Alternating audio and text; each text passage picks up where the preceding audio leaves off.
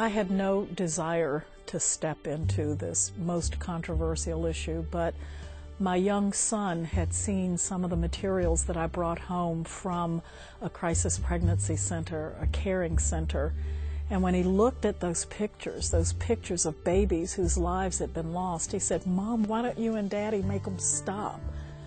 And I promised him that if I was ever given the opportunity to do anything, I would. And so when the call came from National Right to Life to ask if I would go on this national television program to debate, I told him no, then came home foolishly and explained that to my son and to my husband. And this little voice came from the other end of the dinner table that said, "But Mommy, you promised." And that's when I called the National Right to Life, who had previously asked me to do a debate on national television. She was just terrific. She was a tremendous person to represent the pro-life cause to the public, and she inspired pro-lifers.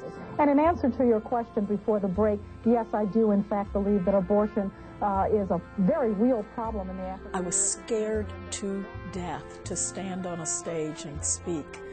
I didn't think that I had anything to contribute at all. But I guess what I would say by way of encouragement is you have no idea the impact that you can have by just making yourself available. You know, she's had an impact on everything that she's touched. And I think, again, the reason is because of her ability to draw people into relationships. We all have our place in building a culture of life. Some are activists, some are involved in education, some are involved in the political arena, and some of us are called into government to stand in the gap. And that's where my calling was.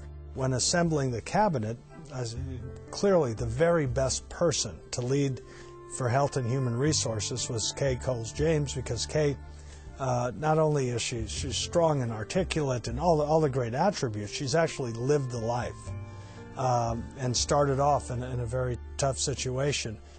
And my life was a gift from God to my mom and to my family.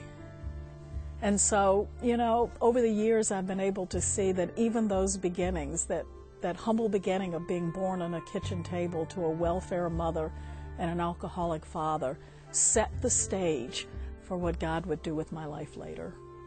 I want to encourage pro-life people that when they work hard to welcome those children into the world, that just maybe,